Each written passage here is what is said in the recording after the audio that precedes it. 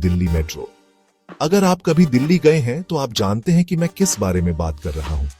पूरे शहर में हवा की तरह घूमती हुई, एयर कंडीशनिंग वाली, टाइम की पाबंद, यह भारत की राजधानी की लाइफलाइन ही है। लेकिन क्या आपने कभी सोचा है कि यह सब कैसे शुरू हुआ और क्या चीज इसे इतना खास बनाती है? आइए दिल्ली मेट्रो के इतिहास और कुछ बहुत ही दिलचस्प फैक्ट्स के बारे में जानते हैं। तो ऐसा सोचिए, 1990 के दशक का आखिरी समय है, दिल्ली की सड़कें जाम है, प्रदूषण बढ़ रहा है और लोग ट्रैवल करने के लिए एक तेज भरोसेमंद तरीके की तलाश में हैं। तभी मेट्रो का आइडिया पहली बार आया। 1995 में दिल्ली मेट्रो रेल कॉरपोरेशन या DMRC की स्थापना हुई। फिर 2002 में पहली लाइन शाहदरा से 30 हजारी तक की रेड लाइन जनता के लिए खोली गई। तब से इसने कभी पीछे मुड़कर नहीं देखा। आज दिल्ली मेट्रो 390 किलोमीटर से ज्यादा और 285 स्टेशनों को कवर करती है। यह बहुत बड़ा है। यह सिर्फ भारत की सबसे बड़ी मेट्रो नहीं है, बल्कि दुनिया की सबसे बड़ी मेट्रो में से एक है। हर दिन लाखों लोग इसमें सफर करते हैं।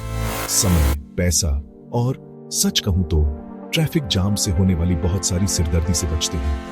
लेकिन यहाँ कुछ ऐसा है जो शायद आप नहीं जानते होंगे। दिल्ली मेट्रो दुनिया की पहली मेट्रो थी जिसे यूनाइटेड नेशंस से कार्बन क्रेडिट मिला। हाँ, रीजनरेटिव ब्रेकिंग सिस्टम का इस्तेमाल करके ट्रेनें ग्रीन हाउस गैसों को कम करने में मदद करती है। यह सिर्फ दिल्ली के लिए ही नहीं, बल्कि ग्रह के लिए भी अच्छा है।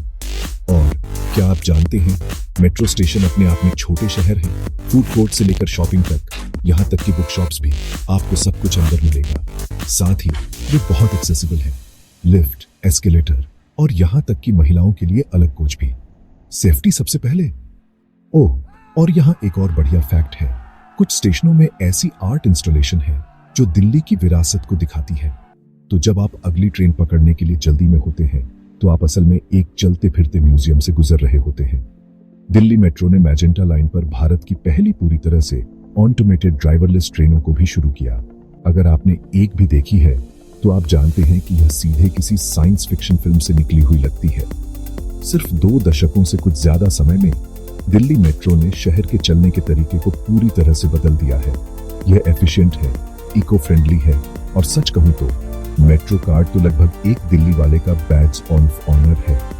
तो अगली बार जब आप मेट्रो में हो तो याद रखिए, आप एक ऐसे नेटवर्क पर ट्रैवल कर रहे हैं जो सिर्फ ट्रांसपोर्ट का एक साधन नहीं है, बल्कि प्रोग्रेस, इनोवेशन और उम्मीद का प्रतीक है।